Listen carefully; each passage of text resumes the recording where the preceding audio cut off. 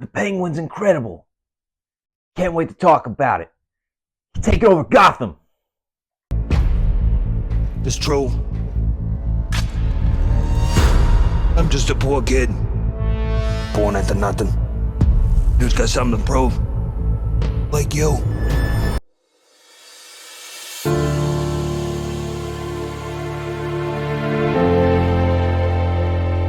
So who's got the power in this city? The Falcones? The Maronis? That's what the streets are asking. Why the hell not us? The Penguin on HBO has finally wrapped up, and in this video, I'm going to talk about my overall thoughts on this incredible series. Now, before diving into this series, I feel like I need to talk about my overall opinions on the Batman and Matt Reeves' take on Batman and Gotham City, because I feel like that's going to influence my overall opinion of this show. In my opinion, The Batman is the definitive live-action take on Batman and Gotham City. It's the first time since The Dark Knight where I just went, they finally got it right.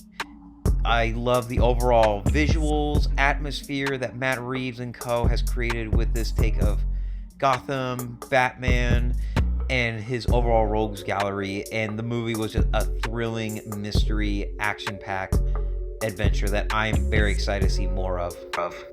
With Colin Farrell's portrayal as Oswald Cobblepot, aka the Penguin, being one of the film's overall highlights.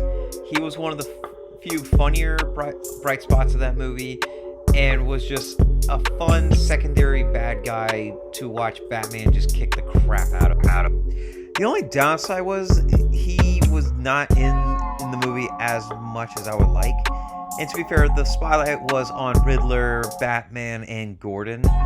But Farrell's Penguin brought a small comedic relief in an otherwise dark, gritty, ultra-realistic take on Batman and Gotham.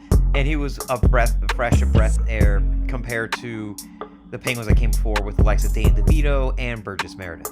So when a show based on Farrell's performance of the Penguin was announced, I was probably one of the few people who was legitimately excited for this.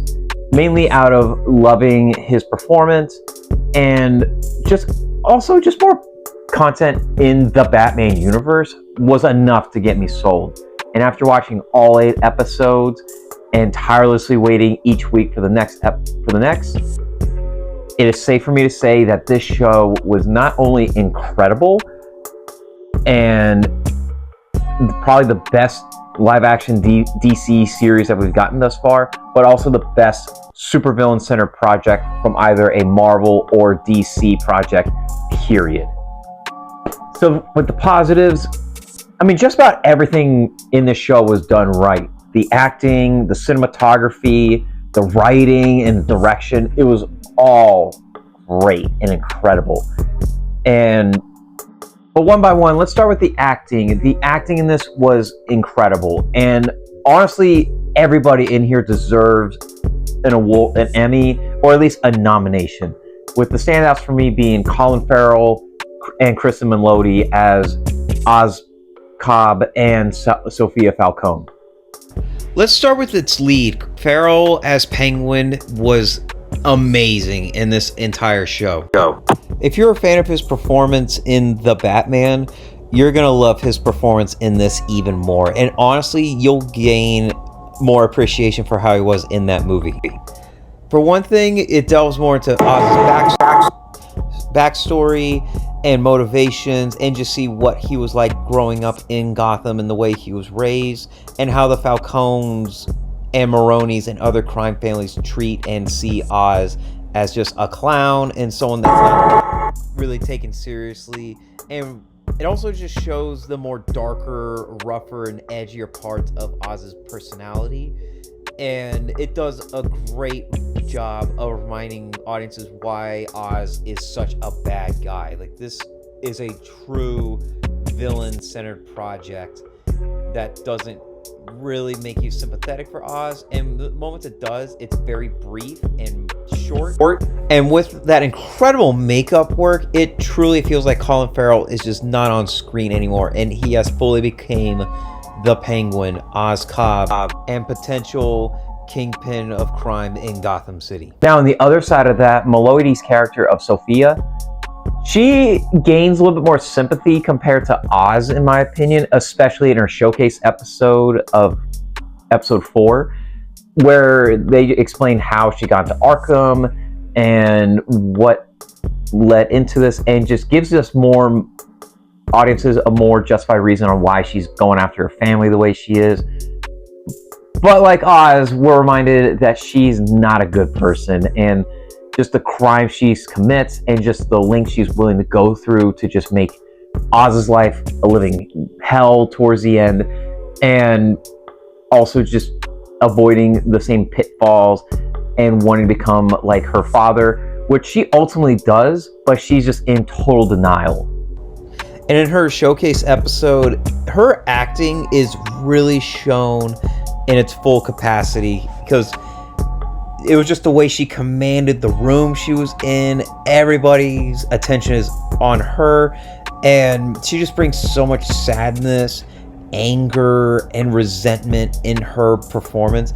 And in this scene in particular, where she's having dinner with her whole family, it just shows that she is out for blood, and that she is taking no prisoners, and is just willing to just throw anybody under the bus in order to get what she wants. And Melody absolutely deserves the high praise, awards, and nominations that's hopefully going to come her way. And the writing in this was just so good. Each week, I legitimately look forward to every new episode. It was riveting. I was always on the edge of my seat, and I'm always just anticipating on what's yet to come.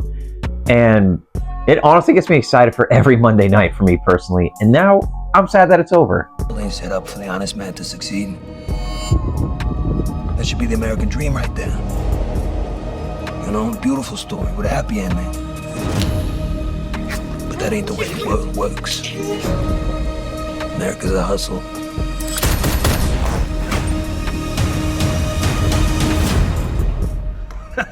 Not that I'm complaining. Much like in the Batman film, the cinematography in this is incredible as well. And this is definitely the most visually distinct version of Gotham City that's ever been put to screen. And what makes this show different than the movie is, in the movie, we're kind of shown Gotham from the highest points in the city, the skyline, just in almost essentially like a bird's eye view. Whereas in this show, we're seeing more of like ground level, the seedy underbelly side of the city, the more grotesque parts of Gotham that not everybody wants to see, but it's just part of the everyday reality part of it. And I would say the cinematography was at its best in episode 4, the Sophia episode, where we got to see more of the inside of Arkham, which was slightly teased in the movie.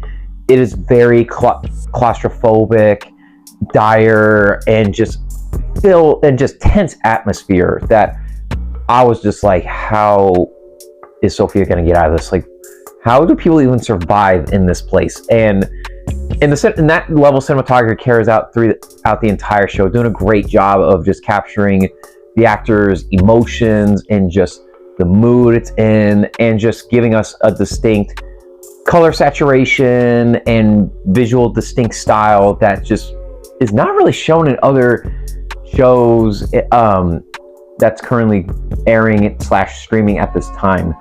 I mean, you got to give it to HBO. HBO knows what they're doing with this. Now, despite all the high praises I give this show, I really don't have any major complaints or issues.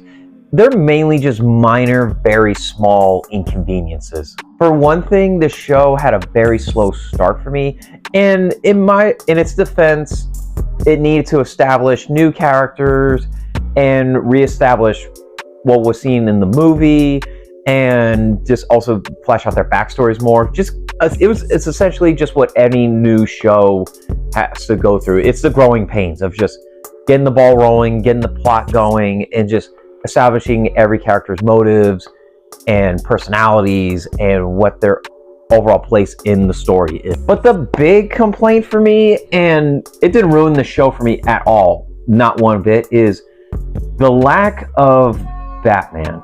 Now, I'm not saying Batman had to be in the show physically. I mean, that part didn't bother me at all, and I totally understood why Matt Reeves and Lauren LaFranc did what they did.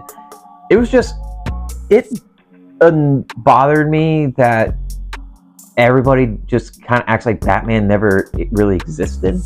And what I mean by that is, to me, at least how it was established in the Batman film, was he is seen as like the boogeyman to Gotham's criminals. Like, as it was established in that incredible intro in that movie, was as soon as the bat signal is up in the sky, criminals are more hesitant to commit crimes.